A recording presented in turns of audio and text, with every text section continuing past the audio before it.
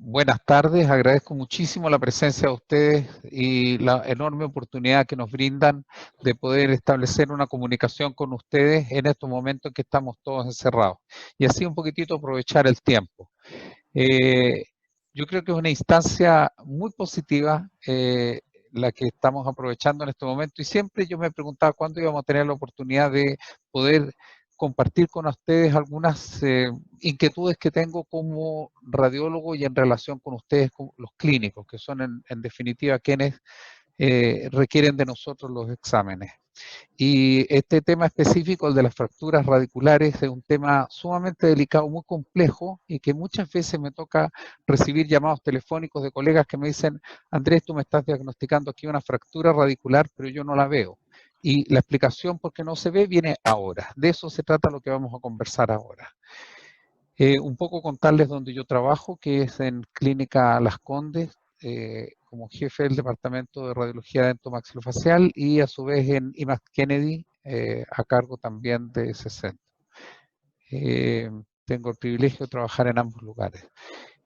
La primera imagen les muestro a ustedes de lo que no vamos a ver hoy día, que son estas fracturas radiculares obvias, como las que estamos observando acá, ni tampoco vamos a utilizar el procedimiento típico de obtención de las tomografías, como es en este caso, en que ustedes ven cortes transversales efectuados en forma arbitraria y que por lo tanto no permiten hacer el diagnóstico. Para ejemplificar eso, yo les traigo este caso, que es un paciente que mientras se estaba haciendo la inserción de los implantes se fracturó la fresa.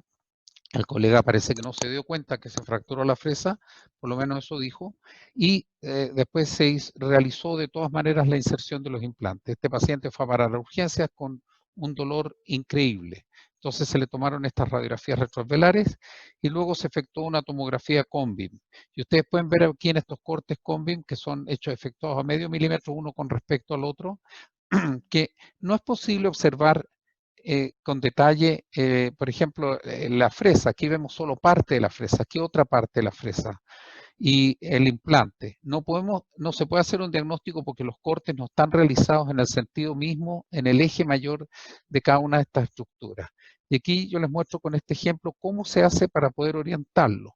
Entonces se reorientan los planos de tal manera de que lo que nosotros estemos observando sea en el mismo eje de, en este caso, la fresa fracturada. Entonces ustedes pueden observar en el recuadro al lado izquierdo arriba, ¿no es cierto? Ahí estamos observando la fresa porque está orientado en el sentido de la fresa y el canal mandibular y cómo esta fresa está ingresando dentro del canal mandibular.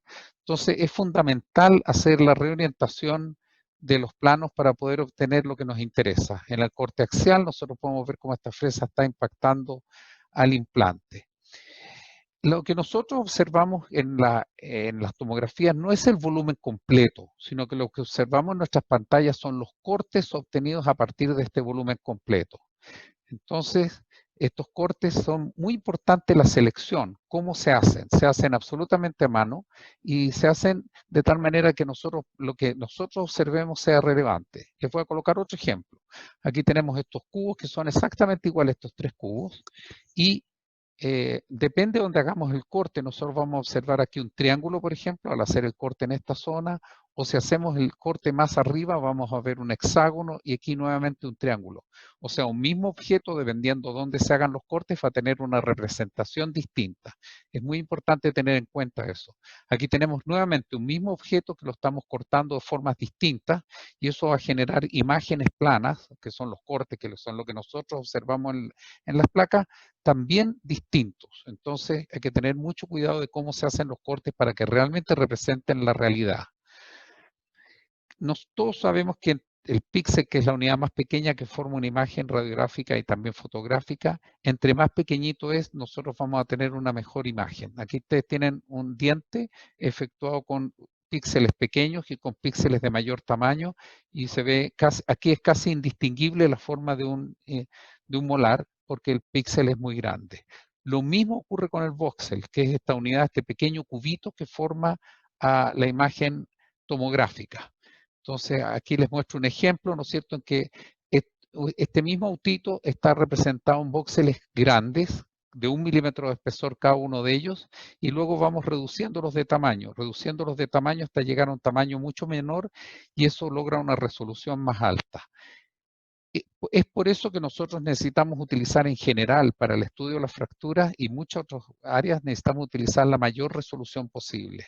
Aquí ustedes tienen un ejemplo clínico en que esta misma imagen está tomada con distintos tamaños de voxel y ustedes ven que entre más pequeñito es, este es el más pequeño, mejor resolución se obtiene. Eso es clarísimo. Eso se logra normalmente utilizando campos de visualización pequeños, o sea, el campo de observación de la tomografía, cuando es más pequeño, normalmente el equipo es capaz de resolverlo con mejor resolución. Es un problema matemático y un problema computacional. No se puede lograr tener al mismo tiempo un gran volumen en la tomografía, por ejemplo, el cráneo completo, y altísima resolución. Hay que sacrificar una cosa por la otra. Así que normalmente se utilizan campos de visualización pequeños para tener la resolución elevada. La formación de la imagen tomográfica se hace cuando el equipo rota alrededor de la cabeza del paciente, tanto la fuente de emisión como el plano o proyección. Entre más imágenes planas, o sea, más grande sea el giro alrededor del paciente, va a ser mejor la calidad de imagen. A ver, nuevamente aquí. Y ustedes ven aquí, por ejemplo, con una rotación completa, cómo es la calidad de imagen, y aquí con media rotación. En general hay que tratar de hacerlo con la rotación completa. Y otro concepto totalmente distinto es el espesor del corte. Acuérdense que lo que nosotros observamos en la pantalla no es el volumen completo, sino que son los cortes obtenidos a partir de ese volumen. Y es así como distintos espesores, ¿no es cierto?, van a dar distinto tipo de imagen. Aquí tenemos nuevamente el ejemplo de este premolar que se le hizo endodoncia, en que manteniendo constante el tamaño del voxel, o sea, manteniendo la calidad alta, nosotros podemos tener distintos tipos de, distinta calidad de imagen dependiendo del espesor, qué tan grueso sea el corte que nosotros seleccionamos. Aquí es un espesor grande, en que 3 milímetros de espesor, eso significa una imagen muy suave, una imagen con poco detalle, pero muy suave. Y con el espesor más finito en que nosotros tenemos una alta calidad de imagen, pero una imagen ruidosa. Esto que ustedes están observando acá. Una imagen que tiene mucho granito, eso se le llama ruidosa.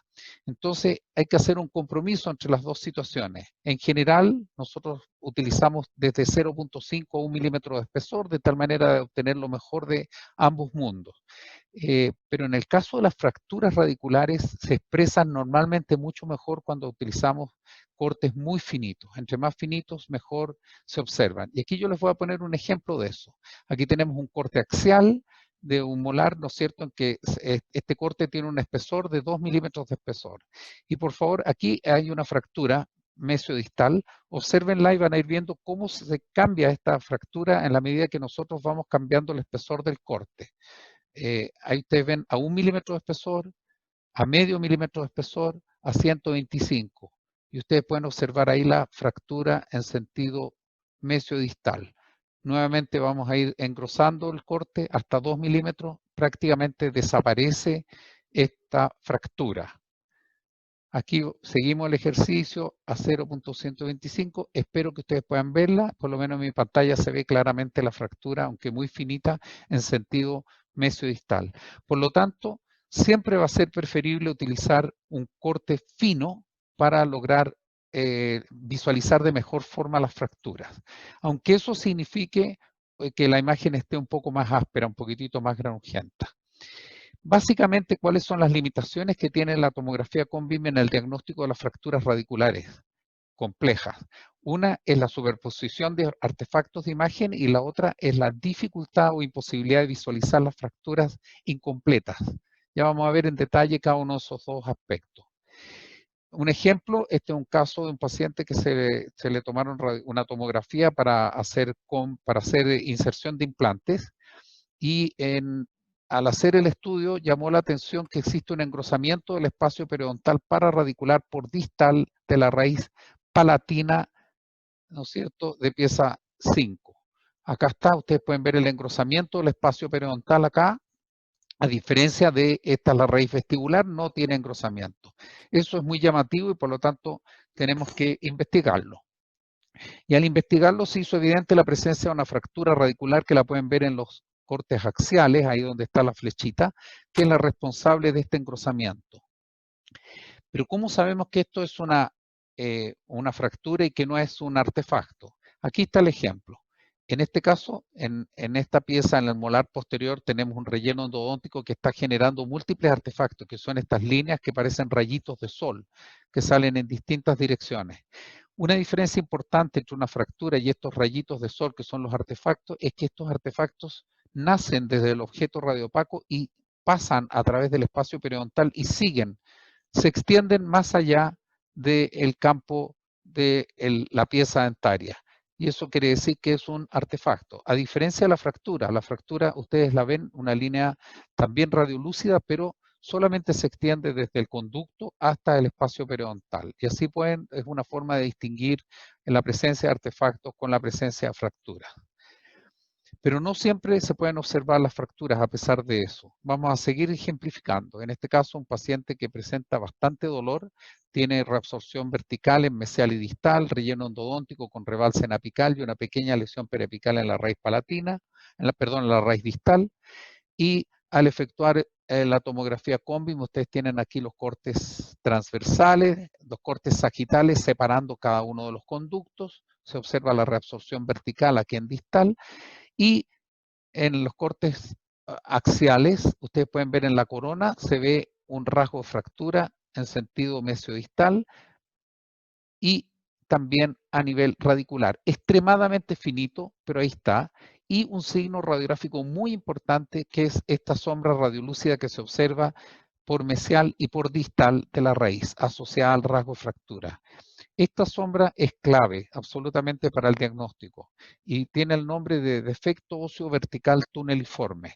Es un defecto óseo vertical muy fino que sigue la forma de la raíz y por eso se llama tuneliforme, porque es un verdadero tunelcito, ¿no es cierto?, óseo que sigue la forma de la raíz, a diferencia de la reabsorción ósea marginal vertical de origen periodontal, que no tiene esa forma de túnel, esta forma estrecha, sino que es más amplio. También tiene otros nombres como defecto óseo vertical aislado o cuneiforme, de cuña. Vamos a seguir viendo múltiples ejemplos de lo mismo. Otro caso, ustedes se van a dar cuenta que muchas de las radiografías retroalveolares y panorámicas que observamos prácticamente se ven dientes sanos, pero al efectuar el estudio tomográfico ahí uno detecta realmente cuál es la patología que está presente. Entonces en este molar nosotros tenemos molestia, hay un relleno endodóntico parcial, pero no hay lesión ni periapical ni perirradicular. Al efectuar el estudio COMBIM, nosotros podemos observar una fractura vertical evidente, ¿no es cierto?, en distal de la corona. Aquí podemos verla en el corte axial, un corte evidente, esa línea radiolúcida, y vemos nuevamente este defecto óseo vertical tuneliforme. Aquí lo tenemos. Eso quiere decir que el rasgo de fractura se está extendiendo hacia la raíz y que es bajo el margen óseo y por eso está generando esta reabsorción. En el corte sagital ustedes pueden ver aquí también el rasgo, digamos, la pérdida ósea vertical. Otro caso, ¿no es cierto? Esta pieza tiene una restauración, paciente periodontal, hay un engrosamiento del espacio periodontal pararadicular vertical mesial y lesión osteolítica periapical. Al efectuar el estudio COMBIM, se hizo evidente la presencia del defecto óseo vertical tuneliforme, que lo observamos acá en el corte axial, ¿no es cierto? Pero no se ve ninguna fractura. Entonces, dijimos en un principio que esto está asociado a una fractura, pero yo no puedo ver la fractura. Otra cosa que se ve también es que hay lesión periapical. Pero me quedé sin poder ver la fractura. Y aquí viene la explicación. En este caso, una vez que se hizo la exodoncia, nosotros pudimos observar acá la fractura claramente. Entonces, ¿cómo puede ser que esta fractura pueda ser observable a simple vista, ¿no es cierto? Y pueda no ser observada por la tomografía. ¿Dónde está la falla? ¿El equipo es el malo? ¿El radiólogo es el malo? ¿Cuál es el problema? Entonces, para investigar cuál era el origen del problema, yo hice un experimento. Entonces, en un restaurante me entregaron este vaso, yo llamé al jefe y pensó que yo le iba a reclamar por el vaso que me dieron y en realidad lo llamé para pedirle que si me lo regalaba porque me servía para hacer un experimento. Y aquí está el experimento para que ustedes lo vean. Coloqué un clip para indicar para que quede claro cuál es la ubicación del rasgo de fractura. Para el momento de hacer la tomografía de esto, nosotros pudiéramos saber dónde está esta fractura. Y que ustedes tienen la tomografía. Aquí estamos explorando el volumen en los 3 sentidos del espacio. Ahí está el clip que les mencioné, aquí ustedes lo pueden ver, también lo pueden ver en el corte sagital, ¿no es cierto?, en el corte axial. Y a pesar de que estamos en esa zona, yo estoy buscando aquí dónde está la fractura, y nunca aparece la fractura. Entonces, parece que hay algo inherente a la tomografía, que a pesar de que existe una fractura, esa fractura nosotros no la podemos observar en el tomógrafo. Es importante que ustedes sepan que aquí se está utilizando el tomógrafo de más alta resolución que hay en el mercado. Y aún así, no es capaz de observarlo. Entonces parece que no es un problema del tomógrafo, el problema va más allá. Para continuar con esta línea de investigación, lo que hice fue utilizar una copa mucho más fina y en que existe la posibilidad de separar de alguna forma estos fragmentos haciendo un poco de presión. Entonces coloqué una esponja y dentro de esta esponja fui colocando lápices de tal manera de ir generando presión y separar estos digamos, las mitades de esta copa. Aquí ustedes tienen el estudio previo en que tampoco es posible observar el rasgo de fractura. Esta es la tomografía previa. Y le fui colocando lápices todo el tiempo, más lápices, hasta que al final se quebró en dos la copa. Pero justo un lápiz antes que se quebrara, ya podemos observar ahí una línea muy fina. Por favor, véanla con detalle. Y aquí la vamos a observar nuevamente en el corte axial. Ahí. Aquí está en detalle, muy finita, ¿no es cierto?, justo antes de que se fracturara por completo la copa. Y aquí en el corte coronal, ahí se observa la fractura. O sea, claramente era necesaria un poquitito de separación para lograr la imagen. Mientras la fractura no tiene separación, no se logra la imagen. Y la explicación por qué es necesario que haya un poquitito de separación mínima, pero que la haya, está en la naturaleza de los rayos X y la naturaleza de la luz. Tanto la luz como los rayos X son radiación electromagnética, ondas electromagnéticas, pero tienen un comportamiento distinto. En el caso de la luz, nosotros conocemos el efecto de la reflexión, ¿no es cierto?, que es lo que se utiliza en un espejo, por ejemplo, la luz es reflejada, o la refracción, que es cuando ustedes observan un remo en el agua, ese remo pareciera que estuviera quebrado y es porque él cambia de ángulo el haz de luz. Entonces, las razones por las cuales nosotros podemos observar el rasgo de fractura es porque se produce el efecto de refracción y reflexión. Y eso permite que nosotros podamos observarlo. El asunto es que los rayos X no tienen ese efecto, sino que solamente trabajan con lo que se llama atenuación. ¿En qué consiste? Aquí hay una fuente de rayos X, aquí hay un objeto que se interpone entre los rayos X y el plano de proyección o el sensor. Este objeto que está acá, que es la mano, detiene parte de los rayos y parte de los rayos continúan hasta el sensor. Si todos los fotones de rayos X, todos, pasaran a través de la mano y llegaran hasta el sensor, no habría imagen. Si ninguno de los fotones que parten desde la fuente de rayos y pasan por la mano llegan al sensor, tampoco habría imagen. ¿Por qué se genera imagen? Porque algunos de estos fotones son detenidos y otros no. Entonces eso genera una diferencia. Ya que alguno de los fotones, aquí tenemos el haz de fotones, y el objeto que se interpone hace que parte de estos fotones queden detenidos en el objeto, ese fenómeno se llama atenuación. El tomógrafo es capaz de detectar la anatomía, la patología y todo lo que observamos en las imágenes tomográficas gracias a este fenómeno de atenuación de los rayos X en la medida que estos pasan a través del objeto que estamos radiografiando. Entonces, si nosotros tenemos una fractura en que no existe ninguna separación entre los fragmentos, no existe diferencia de atenuación y por lo tanto el tomógrafo no lo puede detectar. Entonces es una razón física por la cual nosotros no podemos detectar estas fracturas cuando no tienen separación. Y esto ocurre muchísimo en clínica, en la presencia de fracturas radiculares que no tienen ninguna separación, sino que están completamente pegaditos los dos fragmentos y por lo tanto no existe diferencia de atenuación y físicamente el tomógrafo, por muy buena calidad que tenga, no va a ser capaz de detectarlo. Ese es el motivo. Pero no está perdida la esperanza, porque desde el punto de vista clínico nosotros podemos detectar la presencia de la fractura a través de signos radiográficos indirectos. Y voy a colocar varios ejemplos que demuestran eso. Aquí tenemos un caso, aquí hay una restauración profunda, ¿no es cierto?, de hecho penetrante. Existen engrosamientos de los espacios periodontales apicales y al efectuar, vamos a hacer una tomografía de este caso, lo primero que les tiene que llamar la atención es que existe engrosamiento de la mucosa del piso sinusal. Aquí estamos explorando todo el volumen, que es algo que se hace siempre, explorar todo el volumen, y luego nos centramos en lo que nos interesa. Lo segundo que nos llama la atención es el engrosamiento de los espacios periodontales apicales. Aquí, ¿se fijan? Están engrosados. Y como los periápices están en contacto directo con el piso óseo-sinusal, permea hacia el seno maxilar y por eso es que se produce el engrosamiento en la mucosa del piso sinusal. También observamos el defecto vertical tuneliforme. Aquí estamos, ahí lo ven, ¿no es cierto? En mesial, ya lo vamos a ver en los cortes axiales, ahí está. Ahí está. Y es el que nos está acusando de que no necesariamente es la restauración la que está penetrante, sino que debe haber algo más que está produciendo este problema.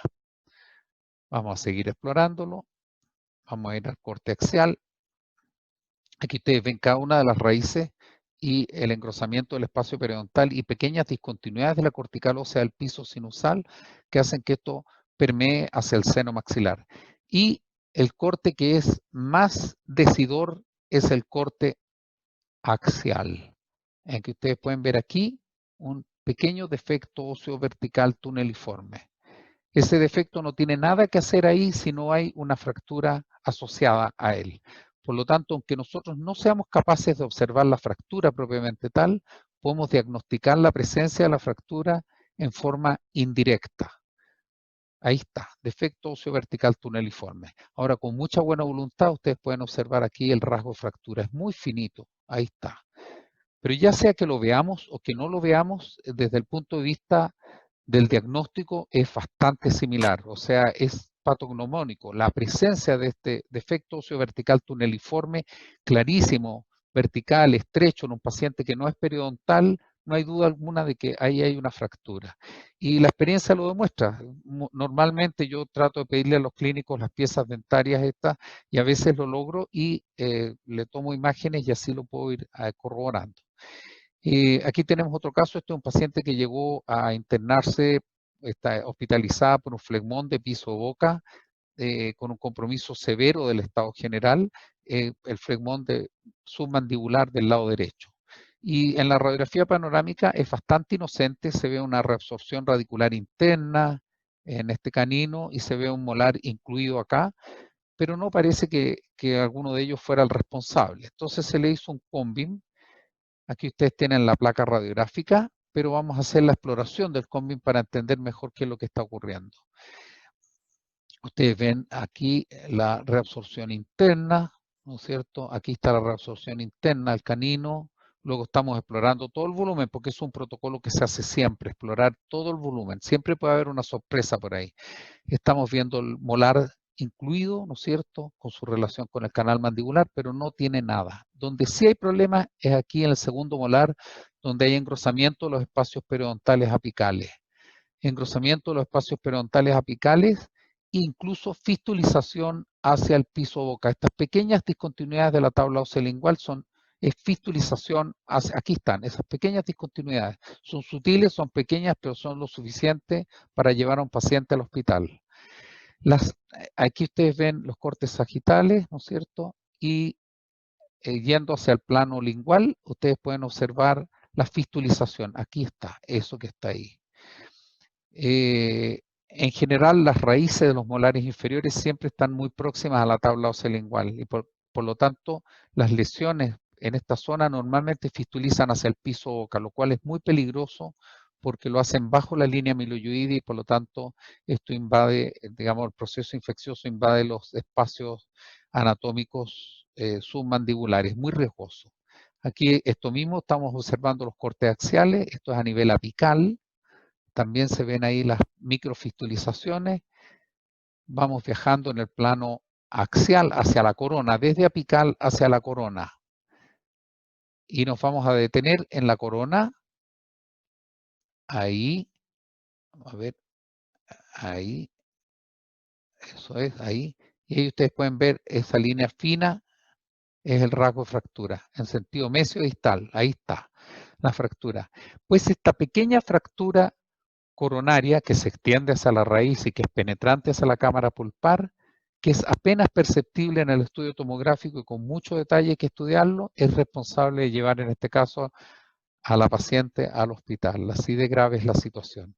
Aquí ustedes tienen una reconstrucción tridimensional en que se observa cómo está fistulizando hacia lingual. Aquí tenemos otro caso, ¿no es cierto? La radiografía retrovelar normalmente bastante poco cooperadora porque no nos aporta mucho. Hay una restauración radiolúcida, un relleno endodóntico, pero el paciente relata bastante molestia. No hay lesión periapical ni perirradicular. Pero al hacer el estudio tomográfico, ustedes pueden ver aquí en el corte sagital cómo hay un defecto vertical clarísimo y al ver los cortes axiales ustedes ven cómo se observa este defecto tuneliforme, ¿no es cierto? Como una media caña que sigue verticalmente la forma de la zona donde está la fractura. No podemos detectar la fractura, estoy de acuerdo, pero está presente este signo radiográfico que nos permite diagnosticarlo. En este otro caso, se trata de una lesión osteolítica extensa, ¿no es cierto?, con reacción, aquí ustedes ven cómo se produce una osteosclerosis perilesional, reaccional, tratando de aposicionar alrededor de la lesión primaria, y en el estudio tomográfico se ve una lesión osteolítica periapical amplia, rodeada de tejido óseo esclerótico, y que ustedes ven en el corte sagital como, perdón, corte transversal, cómo se ha producido una importante pérdida de tabla ósea vestibular en relación a esta pieza. Y ahí ustedes ven en la exploración, ¿no es cierto?, cómo en el corte axial ustedes ven que hay total pérdida de la tabla ósea vestibular, no importa que viajemos desde apical hasta la corona, constantemente tenemos una gran pérdida de tabla ósea vestibular. Eso está acusando un rasgo de fractura vertical vestibular sin separación de los fragmentos. Entonces, todos los tejidos periféricos nos están acusando la presencia de esta fractura radicular.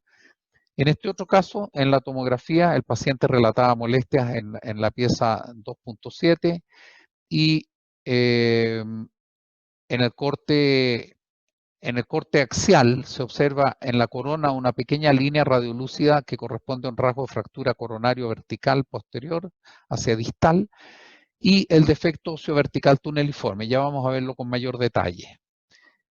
Aquí ustedes tienen la reconstrucción, ustedes les tiene que llamar la atención el engrosamiento de la mucosa del piso sinusal unilateral y solo basal. Aquí estamos viendo el lado contralateral para comparar el lado sano con el enfermo. Este es el lado sano. Ahora el lado enfermo. Ustedes pueden ver el engrosamiento de la mucosa, los ápices radiculares en contacto directo con la cortical del piso sinusal, ¿no es cierto?, incluso con un pequeño rechazo de la cortical. El defecto óseo vertical tuneliforme, ahí está presente, que es el responsable de detectarlo. Y aquí tenemos la selección de los cortes. Por lo tanto, de la misma forma se deduce la presencia de un rasgo de fractura. Ahora, ¿por qué hay engrosamiento de la mucosa del piso sinusal? Por permeabilidad. En este caso, ustedes ven aquí la cortical como está ligeramente rechazada. Entonces, basta un pequeño engrosamiento del espacio periodontal para que esto drene hacia el seno maxilar y muchas veces el diagnóstico se inicia porque uno observa que hay un engrosamiento unilateral de la mucosa del piso sinusal y en base a eso uno lo guía a buscar con mayor detalle hasta que se hace evidente el problema inicial. Aquí en los cortes axiales ustedes pueden ver el defecto óseo vertical tuneliforme acá, ¿no es cierto? Y la fractura a nivel coronario. Muy finita, difícil de detectar, pero ahí está presente y nosotros podemos hacer un diagnóstico gracias a eso. Después aquí ustedes ven otro caso en que también, en este caso hay una lesión quística, ¿no es cierto?, pararadicular mesial, bastante grandecita, asociada a este molar. Pero no se hace evidente cuál es la causa de este. Entonces, al hacer la exploración, aquí estamos haciendo la exploración, ¿no es cierto?, en los sentidos sagital, hacia vestibular y hacia palatino, se hace evidente la presencia ahí de una fractura muy finita. Ahí está. Una fractura muy finita en sentido, en este caso, en sentido horizontal. Y esa es la responsable de esta lesión quística. ¿Es fácil el diagnóstico? No, pero sí es factible. Tenemos las herramientas y hay que saber utilizarlas.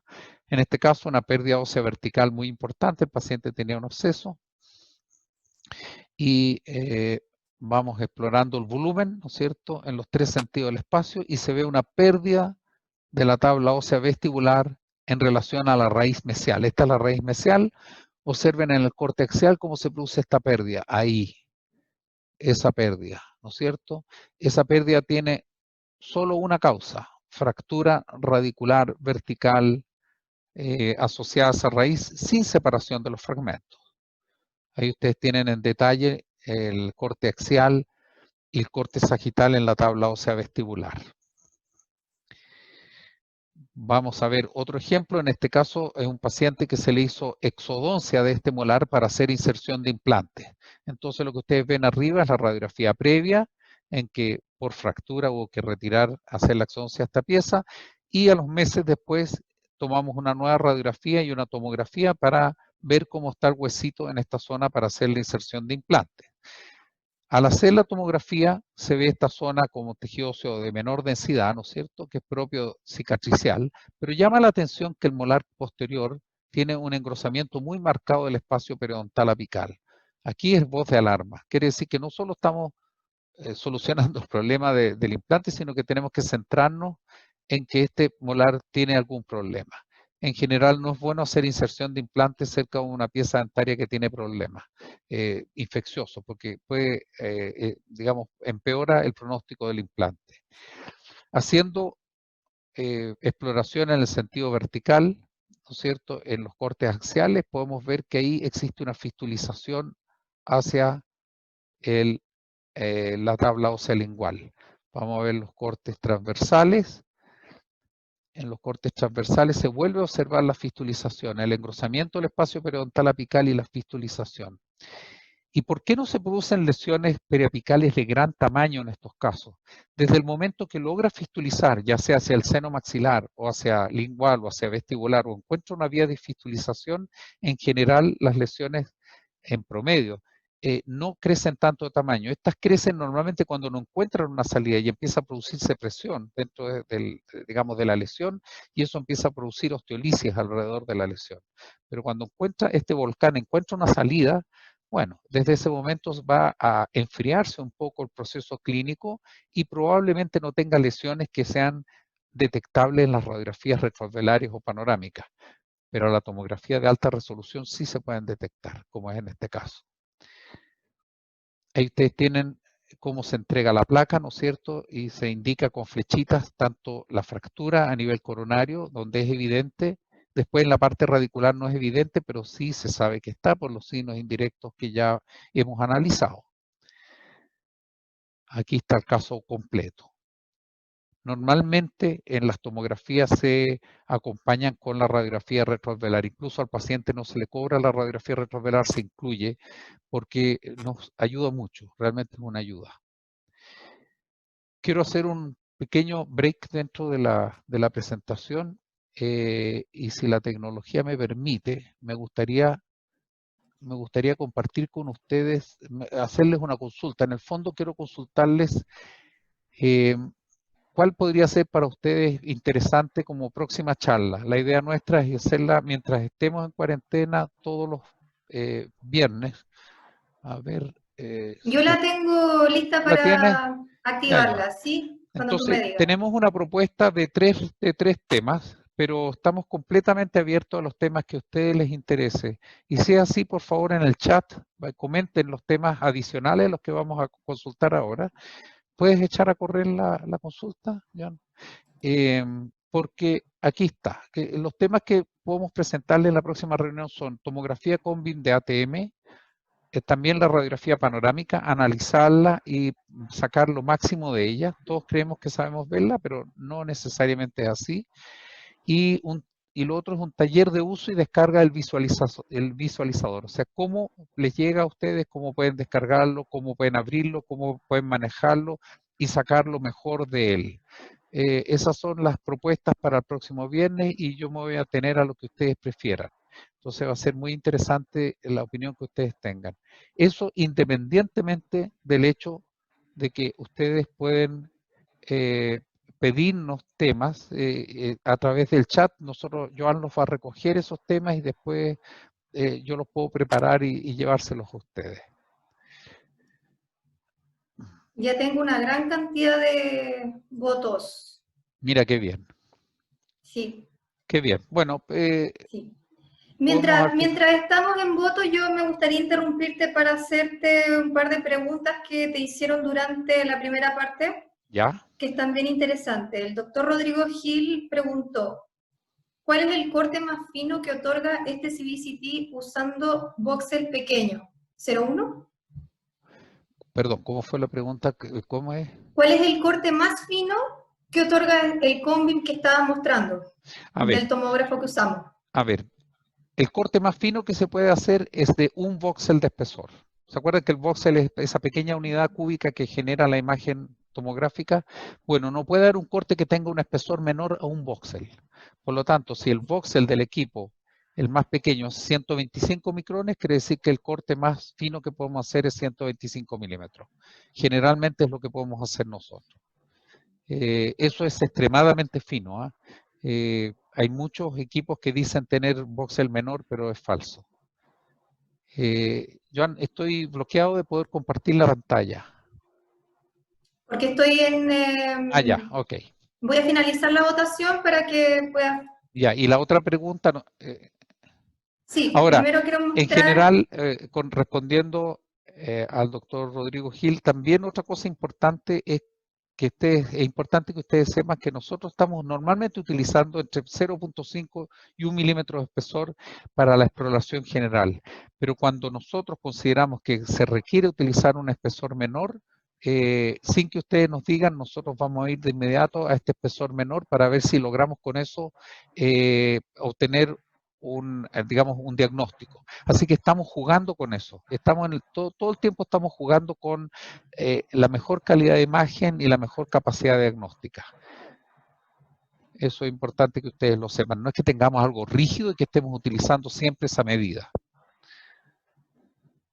¿Joan? Tu presentación para la próxima semana es radiografía panorámica. Muy bien. Les va a interesar mucho porque vamos a conversar de cómo observarla, cuáles son los defectos con que se puede tomar, cómo corregirlos, también de anatomía, y por lo tanto es muy importante entender bien la anatomía, la superposición de imágenes. Van a ver, es muy interesante. Muy bien, vamos a responder con ese tema. Y por favor, los que ustedes consideren que quieran que nosotros preparemos, se lo hacen saber a Joan a través del chat. Antes de que sigas, Sí, también claro. hay otras preguntas. Sí, sigamos con las preguntas. Sigamos con las preguntas, Joan. Sí. Los cortes, la doctora Gaby Queire pregunta, ¿los cortes se realizan dependiendo de lo que pide el clínico? Sí, sí. O sea, no, lo que pide el clínico, nosotros seguimos las indicaciones del clínico, pero la selección de los cortes se hace de acuerdo a lo que estamos observando. Lo primero es hacer una exploración de todo el volumen. Ya les conté que muchas veces nos encontramos con sorpresas dentro del volumen. Después que se explora todo el volumen, eso rápido, en los 3 sentidos del espacio, luego nos centramos en lo que interesa. Y cuando hacemos también una exploración en los 3 sentidos del espacio de lo que nos interesa, nos formamos una idea diagnóstica de lo que está ocurriendo y luego se inicia la selección de los cortes que transmitan de la mejor forma al clínico el diagnóstico que nosotros nos formamos al explorar el volumen. El diagnóstico no se hace a partir de la placa, el diagnóstico se hace a partir de la exploración del volumen. Y una vez hecho eso, se hace la selección de los cortes para que sea lo más simple de entender. Esa es la filosofía. ¿Alguna otra pregunta, Joan? La doctora hace una pregunta seguida de la anterior y dice, ¿le pueden hacer cortes gruesos y si es necesario agregar cortes finos en una zona sospechosa? Así es, sí, se hace. A veces en una misma placa viene la misma imagen con, por ejemplo, 1 milímetro de espesor el corte, que ya les cuento que es el más típico que se utiliza para casi todos los usos en odontología, excepto en este campo en que utilizamos campos menores, digamos, espesores menores, pero específicos, por ejemplo, en el corte axial, ahí lo utilizamos. Y muchas veces colocamos los dos, el mayor y el menor.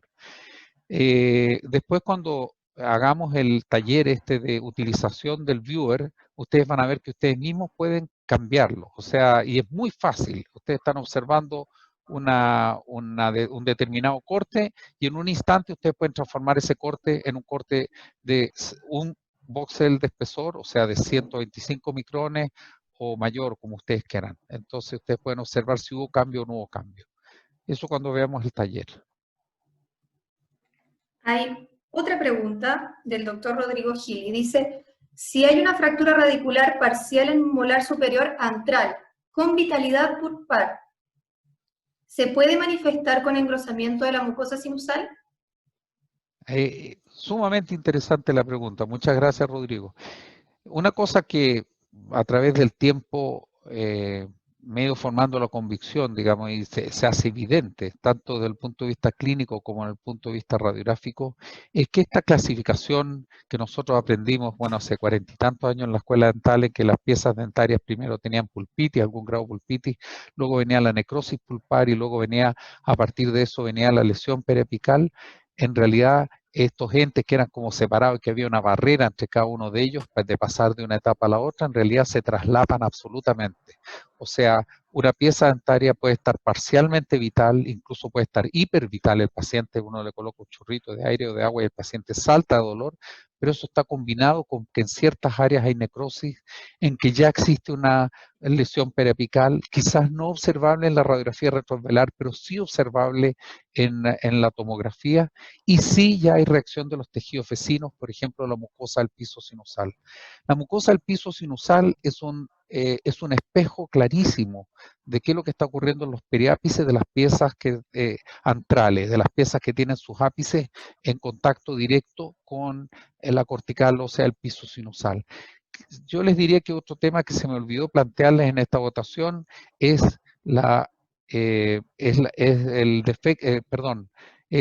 patología sinusal odontogénica. O sea, tengo toda una presentación de que cómo es el seno maxilar, cómo reacciona frente a la patología dentaria, de origen dentario.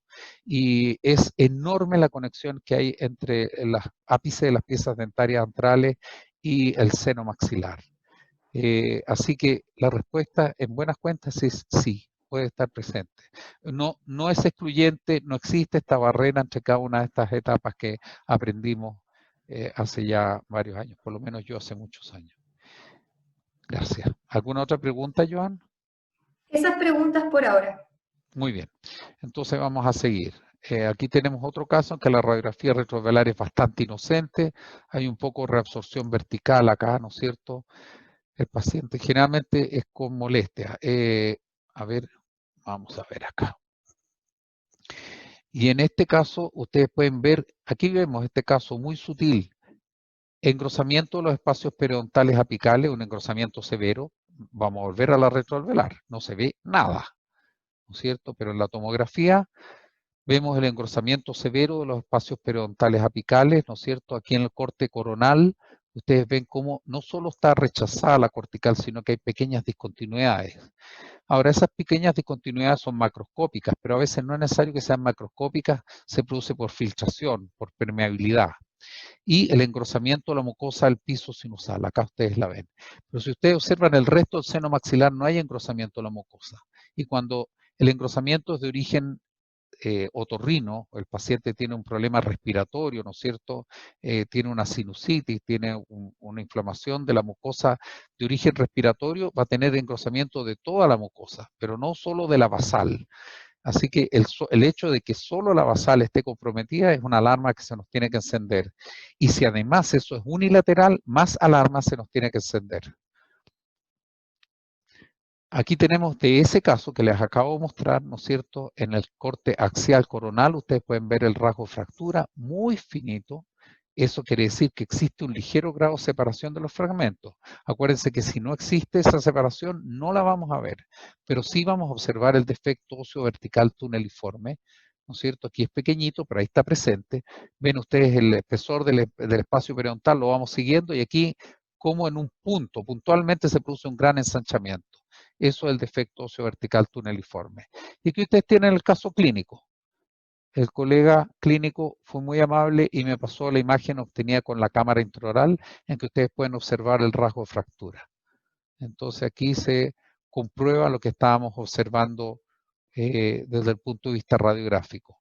Yo tengo la gran suerte de trabajar muy cerca de los clínicos y por lo tanto ellos me tiran las orejas si es que yo me equivoqué rápidamente, o tener la posibilidad de compartir conmigo que efectivamente ese era el diagnóstico. Entonces eso va haciendo que yo vaya corrigiendo el diagnóstico y uno va aprendiendo en base a error y ensayo. Y por eso es que traigo esto a colación, digamos. Esta presentación es en base a conocimientos obtenidos de esa forma, una correlación clínica radiográfica. Los últimos casos con que los voy a aburrir, aquí una pequeña lesión periapical, muy pequeña, muy sutil, en los ápices radiculares proyectados sobre el piso óseo sinusal. Y nuevamente tenemos un engrosamiento marcado de la mucosa del piso sinusal, fíjense, ¿no es cierto? Un aviso. Y si vamos a cortes más próximos, aquí vemos cómo hay una fractura con separación de los fragmentos, incluso un ligero desplazamiento en la raíz palatina, ¿no es cierto? Y se refleja con engrosamiento marcado del espacio periodontal pararradicular a este nivel. Acuérdense, el primer ejemplo que yo les mostré era engrosamiento del espacio periodontal pararadicular en un lugar específico, y eso tiene que ver con una fractura vertical. Nuevamente el engrosamiento de la mucosa del piso sinusal, nuevamente engrosamiento de los espacios periodontales apicales y permeabilidad, discontinuidad de la cortical ósea del piso sinusal. Aquí ustedes ven el defecto óseo vertical tuneliforme, pero muy amplio en este caso, muy amplio, clarísimo. En este caso muy amplio porque seguramente es un poco más antiguo. Cuando se produce la fractura, en el primer momento que se produce la fractura, no se produce digamos, este defecto, porque tiene que haber un tiempo para que haya osteolisis. Y aquí justamente traigo un ejemplo de eso. En este caso, un paciente que tenía mucha molestia, un paciente periodontal, ustedes pueden ver que el nivel óseo está reducido, ¿no es cierto? El paciente presentaba bastante molestia. En la pieza 4 hay un engrosamiento del espacio periodontal completo, y al efectuar el estudio, se ve que hay una fractura, lo vamos a mostrar en mayor detalle, existe una fractura hacia palatino en el tercio cervical radicular. Aquí estoy colocando que el corte está hecho a 125 micrones. Le estoy especificando al clínico que se utilizó lo más fino. Y aquí ustedes pueden ver el rasgo de fractura hacia palatino. Pero lo traje como ejemplo para mostrar que no siempre va a estar presente este defecto óseo vertical tuneliforme. Incluso no hay lesión periapical que nos pueda indicar, que son los signos que estamos utilizando. ¿Por qué? Porque esta fractura es muy reciente. Entonces, solamente podemos observar la fractura, pero no podemos observar los signos radiográficos indirectos. Ahí ustedes tienen en detalle entonces los cortes sagitales y el corte coronal o transversal. Otro caso en que existe también engrosamiento de los espacios periodontales apicales, ¿no es cierto? Aquí, acá. Aquí en cada uno de estos cortes se separa cada uno de los conductos. Un trabajo meticuloso, un trabajo que toma tiempo, un trabajo que es caro, porque hay que tener colegas especialistas en radiología realizando esta tarea y les toma mucho tiempo realizar esta tarea. Pero definitivamente, en mi juicio, esto hace la diferencia. Aquí ustedes tienen el corte axial que muestra el rasgo fractura, ¿no es cierto? Otro caso más que también está la fractura. En este caso observamos el defecto óseo vertical tuneliforme. Aquí ustedes ven osteoesclerosis apical. En general, en los molares inferiores existe un porcentaje de las lesiones periapicales que, en vez de ser radiolúcidas, que es lo que todos estamos esperando, se van hacia el lado contrario, son más bien escleróticas, porque existe aposición, existe la intención de detener el proceso. Y se observa el rasgo de fractura extremadamente fino y aquí ustedes ven el defecto óseo vertical tuneliforme, pero en vez de haber lesión periapical radiolúcida, era radiopaca. Conclusiones de todo lo que hemos hablado. Las radiografías panorámicas y las periapicales son un aporte muy limitado. Son maravillosas para ciertas cosas, pero desgraciadamente en el estudio las fracturas radiculares de difícil detección son muy limitados el aporte que pueden dar.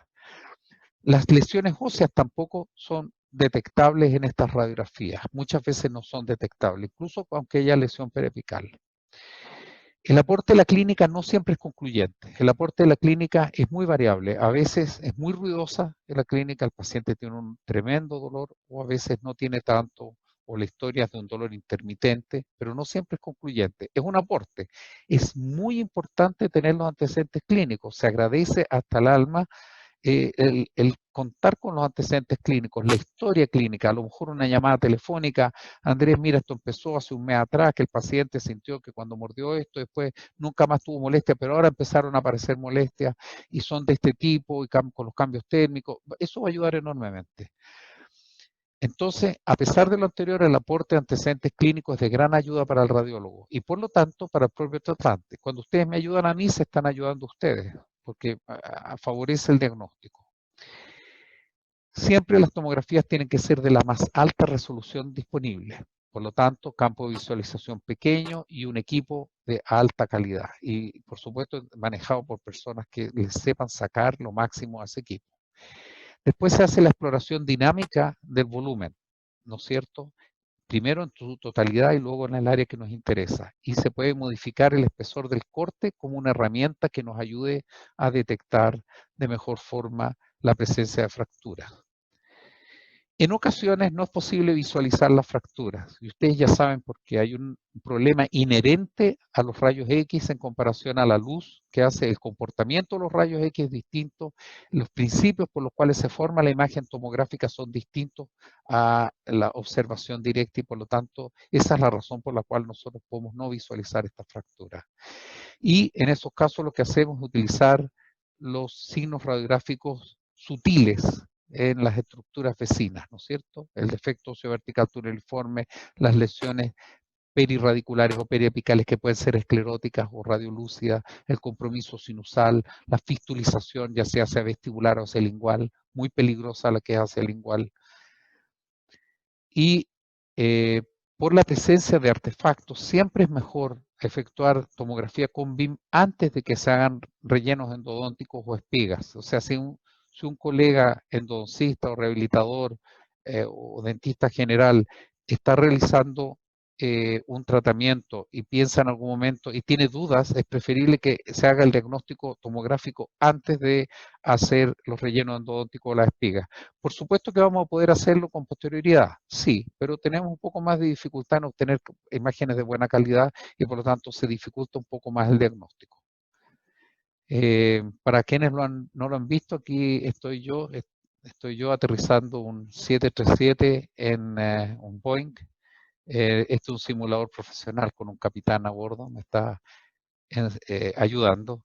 Yo soy piloto de hace muchos años, pero hace años que no vuelo porque he perdido la audición y quería saber si era capaz de volar un avión de esto. Entonces lo contraté y como es muy bonita la imagen se las traigo.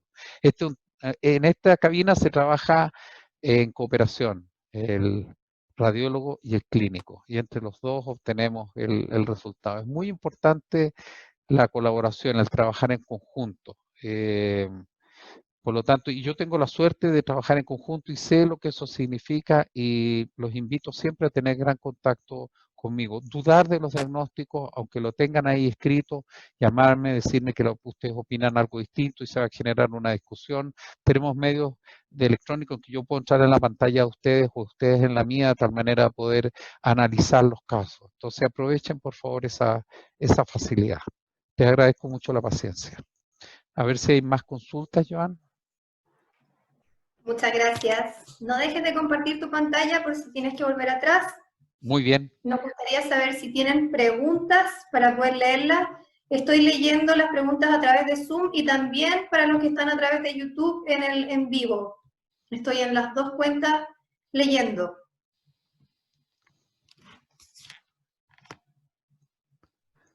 Se agradecen las preguntas. Doctora Rosita Mata, muchas gracias, muy claro. Qué bien. Doctor Ludovich, muchas gracias, interesante presentación. La doctora Yelena Salinas, felicitaciones, un gusto en verlos. María Gracias, Teresa Elena. Silva, muchas gracias. Andrés, brillante. Rodrigo Gil, muy interesante la presentación. Gracias, familia Greener. Christopher Lo que más me Flynn. interesa es aprovechar esta instancia para justamente, piensen ustedes cuántas veces yo recibo llamadas telefónicas a propósito de las fracturas radiculares.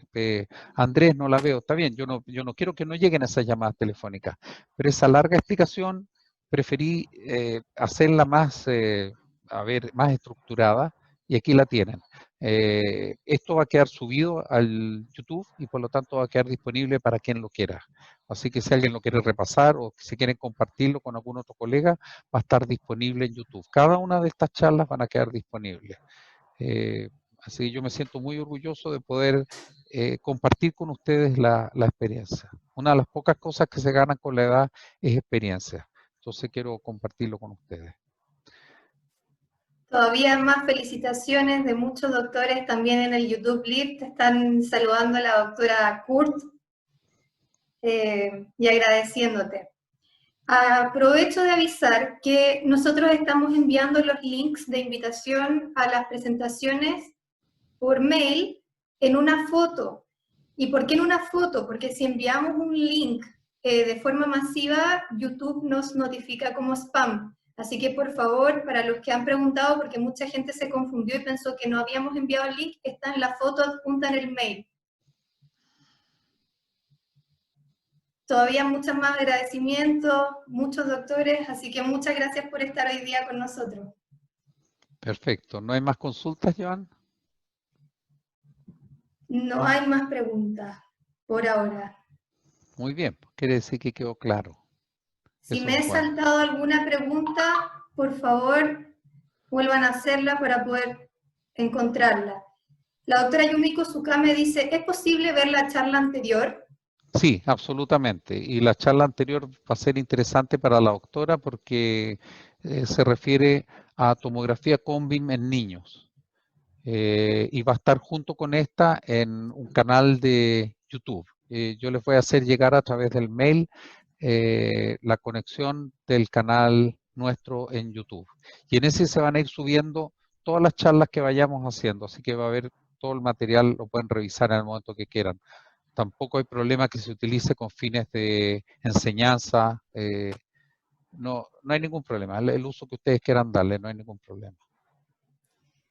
Tenemos una última votación para que valoren la calidad de la charla. Voy a activarla. ¿La puedes activar tú, Joan? Sí, está activada.